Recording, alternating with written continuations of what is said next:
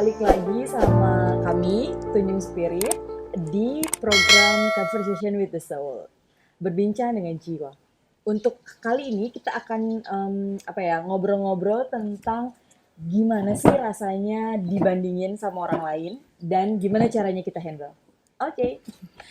Nah, buat yang belum tahu, kalau Mbak Bunga sama Mbak Tunjung ini bersaudara kandung. Dan bersaudara kandung. Jangan ketawa.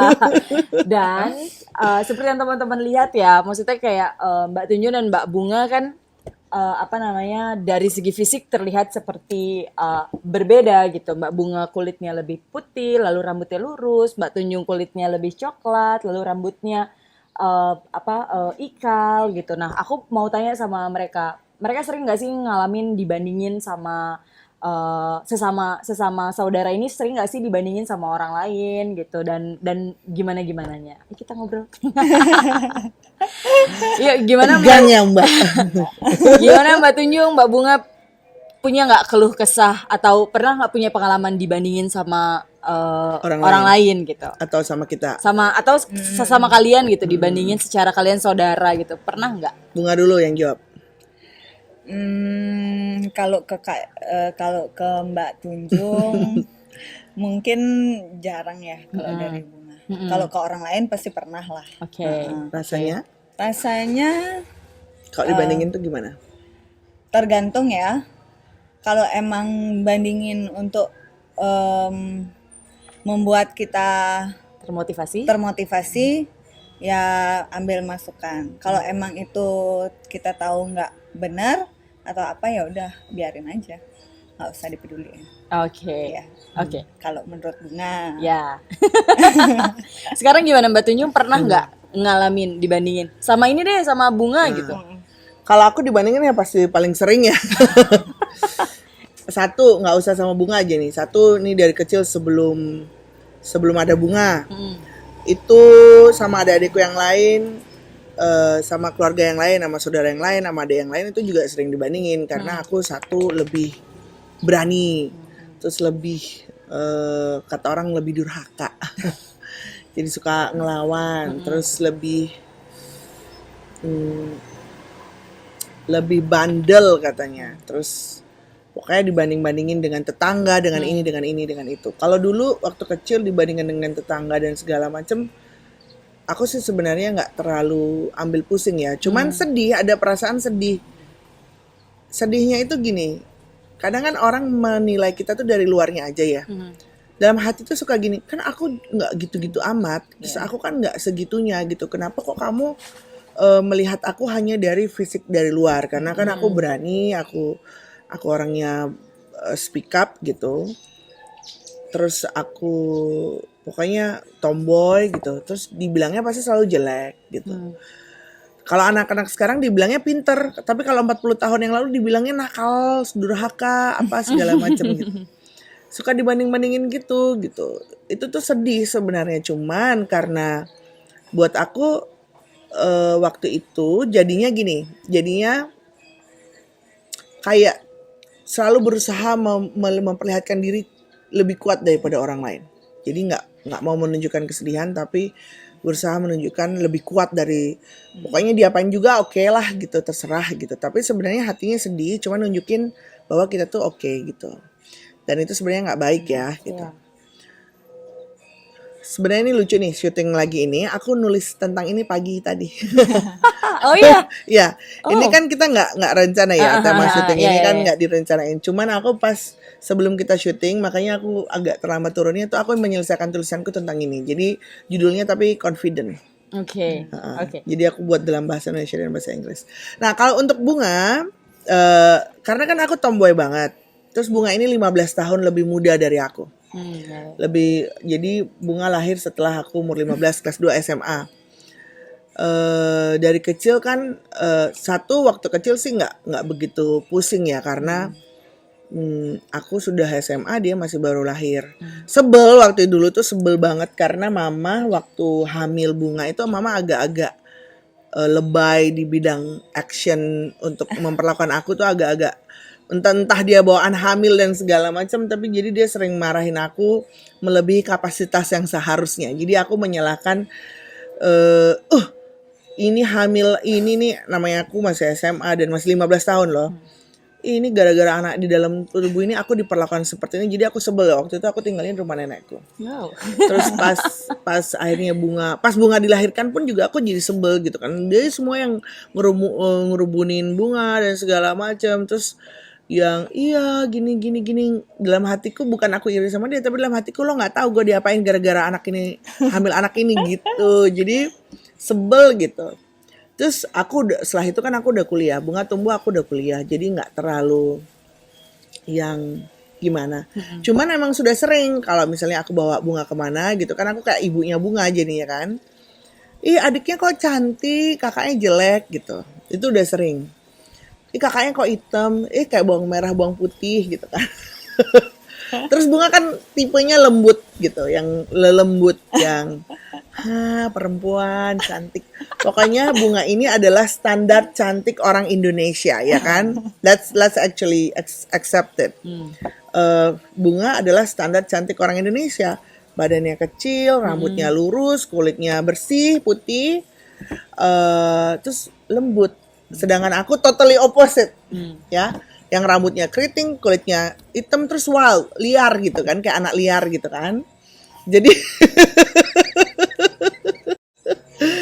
bener. Jadi bener-bener terus aja. Bahkan keluarga sendiri pun memperlakukan seperti itu gitu. Kecuali mama ya. Kalau mama papa enggak. Kalau mama papa emang enggak pernah. Kalau mama tuh selalu nyemangatin karena kulitnya mama hitam juga. Jadi mama bagusnya mama tuh pede dengan dirinya sendiri. Jadi dia ngajarin kita pede ya. Jadi mama selalu ngajarin kita ya nggak apa-apa kulitnya hitam, kan kita cantik. Nah, jadi mama tuh sebenarnya memang yang ngajarin kita gitu, dan nggak pernah banding-bandingin kita antara putih dan hitam tuh nggak pernah. Itu bagusnya. Tapi di luar itu keluarga kan semua ini cantik, yang ini jelek.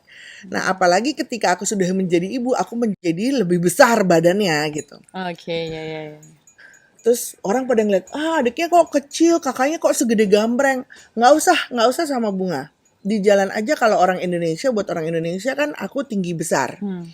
Jadi sering dibilang, kok kayak raksasa? Kok Masa? gini? Iya ya. Oh, wow. Kok besar sekali, apalagi ke Jawa tuh. Kalau ke Jawa kan orangnya kecil-kecil. Aku jadi kayak raksasa. Cuman gini, kalau aku kebetulan nggak sedih karena aku percaya sama diriku sendiri. Jadi sedihnya tuh kenapa sih orang sedihnya lebih ke kok orang itu pikirannya picik sekali. Satu. Kedua kok mereka sibuk. Kok mereka sibuk sekali sih dengan kita. Kita kan nggak ganggu juga. Bukan sedih, kalau itu merasa terganggu juga sih. Cuman aku bisa cuek ya. Ketiga, ya nggak penting gitu loh. Jadi kenapa urusan nggak penting ini jadi penting sih gitu. Nggak habis pikir. Jadi kenapa urusan nggak penting ini jadi penting gitu. Terus juga kan kadang-kadang itu kalau mungkin bukan aku yang diperlakukan seperti itu, kan itu bisa menurunkan kadar kepedean orang ya. Apalagi pernah nih, saya ini lucu sekali. Jadi waktu itu aku ke Jawa, ada workshop nari dan segala macem. Terus aku pakai baju yoga dan segala macam. Mungkin ada ibu-ibu yang maaf badannya tuh besar sekali. Menghina saya sebagai yang besar. Jadi ibu-ibu itu kebetulan lebih besar dari saya. Jauh. Memang agak obesitas. Cuman yang saya mau discuss di sini bukan besar kecilnya ibu itu. Kalau saya sih nggak peduli ya. Cuman bahwasan ibu itu melontarkan kata-kata publicly untuk menghina saya, menjatuhkan saya. Jadi bilang, badannya kayak lepet aja gini gitu. Itu pakai baju seksi gini gitu. Lepet itu tuh kue Jawa dari singkong yang badannya tuh lurus gitu loh. Jadi, nah aku heran, aku kaget waktu itu. Aku cuma ngeliat gitu, kenapa? Teman aku yang jawab, lah ibu yang gede gitu. Waktu itu, cuman kan itu nggak masalah, terserah mau gede mau kecil ya. Cuman ya nggak usah gitu, nggak usah, itu pentingan. Kedua, kalau misalnya dibandingin sama Bunga nih, kadang-kadang misalnya kalau aku sama keluargaku dibandingin, iya adiknya cantik, kakaknya jelek. Aku suka bilang, loh aku kan cantik. Karena aku tidak merasa jelek ya. Aku merasa cantik seperti diriku sendiri. Tidak harus menjadi standar Orang Indonesia lain. atau Iya. standar kecantikan apa. Karena aku merasa aku menghargai diriku. Aku menghargai apa yang telah terjadi dalam hidupku. Aku menghargai badanku dan semua yang terjadi. Bertumbuhnya aku dan segala macam. Apalagi saya sejak lebih di pekerjaan saya yang sekarang, itu kulit saya menjadi warnanya tidak seperti yang aslinya. Muka juga berubah-ubah. Jadi kalau saya tidak menghargai diri saya sendiri, saya akan jadi hilang rasa percaya diri. Nah, jadi apa ya? Ketika dibandingkan bahkan ada yang bilang, loh saya kan, aku juga cantik kok, aku bilang gitu. Bukan karena aku iri sama dia, karena aku menghargai diriku sendiri. Tapi tahu nggak dibilang apa? Ah iri, gitu. Iri, baru dia jelek, nggak menerima dirinya jelek, terus bilang dirinya cantik. Sedih nggak kalau digituin? Sedih tapi karena aku tahu orang ini nggak ngerti apa yang aku mengerti, ya nggak apa-apa gitu. Jadi ya gitu, sebenarnya sering sekali terjadi gitu, dibanding-bandingkan gitu. Kalau aku sih pas dibandingin ya biasa aja. Iya, oke. Karena apa? Sebenarnya kalau kita ngikutin standar orang dengan dibilang cantik orang itu kan banyak. Nggak semua pandangan orang tuh cantik ke orang ini belum tentu bagi orang ini cantik. Kok kita mau dengerin orang terus, mendengarkan kata orang terus, itu tuh nggak akan ada habisnya. Ya. Pasti akan ada itu di Facebook. Aku lihat ada yang tahu nggak animasi yang dia operasi plastik ngeliat orang lain lebih ini atau apanya lebih besar, terus dia operasi lagi dan ternyata standar cantik itu berubah lagi kembali seperti dia yang sebelumnya. Dia nggak akan mungkin bisa kembali lagi. Jadi kita kalau ngikutin standar orang terus-terusan itu nggak akan ada habisnya. Dan lebih baik itu kayak kita tuh sadar ya udah diri kita itu cantik dengan diri kita yang sekarang, nggak harus ikutin orang lain bilang. Intinya sih sebenarnya percaya sama dirimu sendiri. Jadi nggak usah tidak usah membandingkan dirimu dengan siapapun, karena setiap manusia itu unik. Iya. Setiap manusia itu unik, setiap manusia itu punya gift-nya sendiri, setiap manusia itu punya kelebihan dan kekurangannya sendiri. Jadi nggak masalah. Makanya ketika aku dibandingkan sama adikku biasa aja ya. Maksudnya aku senang loh adikku cantik dan sukses. Aku senang sekali. Justru aku bangga sekali dengan dia perempuan cantik dan dia mandiri dan dia bisa melakukan apapun secara mandiri. Aku justru lebih bahagia gitu.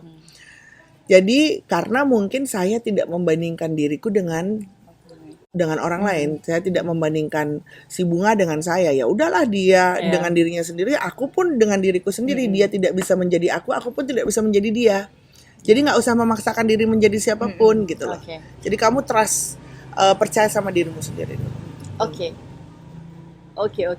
mengerti. Karena tadi banyak membahas tentang dibandingkan fisik dan kecantikan, standar kecantikan. Aku mau tanya dong, menurut Bunga dan menurut Mbak Tunjung, sebagai penutup kita ya teman-teman, cantik menurut kalian tuh seperti apa? Buat Bunga dulu deh. Cantik, Singkat aja, kayak gimana? Orang yang bisa jadi dirinya sendiri, percaya akan dirinya sendiri, terus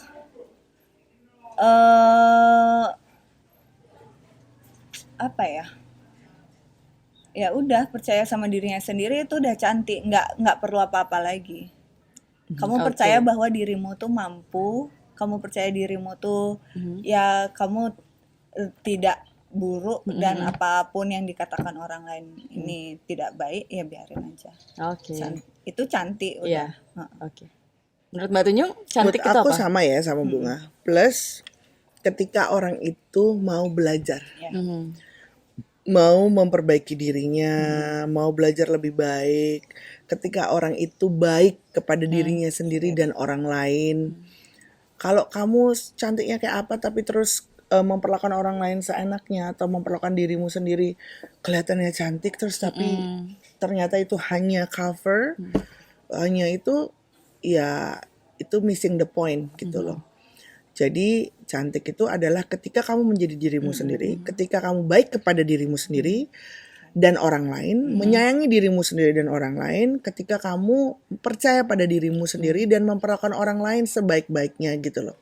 Dan menstimulasi dirimu dengan pengetahuan-pengetahuan yang lebih terbuka dan cara hidup yang lebih terbuka, itu cantik sekali gitu loh. Jadi orang itu karena orang kan bilangnya apa? Cantik itu terpancar apa namanya? Inner beauty. Nah, inner beauty itu tuh bukan bohong loh. Jadi inner beauty itu benar-benar karena apa? Karena ketika orang benar-benar hatinya itu bahagia, nggak usah di make up, nggak usah gaya kayak gimana pun dia pasti kelihatan menarik dan cantik. Itu dari luar. Aku pernah ya, boleh nggak aku lanjut? Iya boleh. Karena kan aku signifikan, perubahan hidupku tuh signifikan. Jadi dulu badannya yang tinggi langsing, seksi, whatever. Waktu itu ketika kecil, jadi aku tidak tahu bahwa aku ternyata diamati orang banyak. Jadi aku tidak tahu. Nah, ketika badanku membesar cuman sedikit aja, banyak orang yang protes. Badannya kok tambah besar gini. Nah, setiap kali membesar sedikit diprotes orang. Jadi diriku sendiri tidak tahu bahwa aku pernah kurus. Baru sekarang nih baru lihat foto-foto ternyata ukurannya kayak bunga dulu. Iya. Iya, dulu ukurannya bunga ternyata gitu loh. Tapi karena sudah setiap kali tumbuh dikit dipertanyakan sama orang, tumbuh dikit dipertanyakan sama orang, terus aja gitu. Jadi kita tuh nggak pernah merasa kecil dan nggak pernah merasa kurus dan nggak pernah merasa cantik. Dulu selalu dibilang waktu SMA jerawat saya penuh. Oh, kalau kamu nggak jerawatan kamu pasti cantik gitu. Ya, jadi pasti gitu. Terus pacarku banyak loh walaupun aku jerawatan karena aku pede sama diriku sendiri. Ya kan. Terus udah gitu nah ada waktunya aku berat badanku mungkin 20 kilo lebih ringan dari saat ini. Ya, jadi masih oke banget waktu itu. Tapi itu sudah 8 kilo lebih berat dari sebelumnya. Jadi aku tuh kira-kira sekarang naik 25 kilo dari yang dulu. Nah, udah sekitar itu orang tuh sudah yang, kamu gemuk sekali, kamu udah nggak cocok pakai baju apapun, kamu gini, kamu gitu, kamu gini, kamu gitu. Terus ditambah lagi ketika aku udah mulai punya anak. Sebenarnya berat badan saya naik 25 kilo, tapi turun lagi sekitar 20 kilo. Tapi waktu itu dengan apapun kegalauan dan depresi dan stres yang ada, aku jadi nggak percaya diri. Terus juga karena dibilang orang-orang udah nggak cocok lagi pakai apapun, akhirnya mengcover lah diri dengan baju yang kelihatannya yang toh aku jelek ini. Nah, lama-lama aku akhirnya jadi kelihatan memang jelek karena inner beauty-nya ketutup ya. Sampai suatu hari aku merasa whatever gitu. I want to wear something. Aku mau memakai sesuatu yang aku nyaman. Yang aku percaya diri, yang aku merasa nyaman aja, bukan karena aku mau sok seksi atau mau yang gimana, enggak. Tapi bahwa aku nyaman pakainya. Jadi aku mulai menggunakan sesuatu yang aku nyaman. Dan aku sesuatu yang nyaman. Ketika aku nyaman, terus dengan rambut aku dulu orang-orang pada nyuruh, lurusin dong rambutnya gini, apalagi zaman catok-catok, lurus rambut zaman dulu. Aku enggak, aku tetap dengan rambutku aja. Lama-lama karena mungkin lebih percaya diri, terus inner beauty-nya muncul, orang-orang, cantik sekali, aduh rambutnya keren sekali, semua jadi serba keren nih. Nah, itu bukan karena aku make up-an yang kayak gimana, atau bukan karena aku pakai make up mahal. Saya cuma pakai minyak kelapa muka ini kan. Jadi nggak ada pakai apapun, cuman orang liatnya lebih cantik karena aku lebih percaya diri dengan diriku sendiri. Jadi aku lebih yang, ya aku begini aja udah oke kok gitu. Ketika kamu percaya sama diriku sendiri, kamu merasa cantik di dalam dirimu sendiri dan kamu memperlakukan dirimu sendiri dan orang lain baik, kamu pasti oke, kamu pasti keren dan cantik. Thank you. Terima kasih Eni. Berarti cantik itu percaya diri, baik, dan mau terus bertumbuh. Sampai jumpa.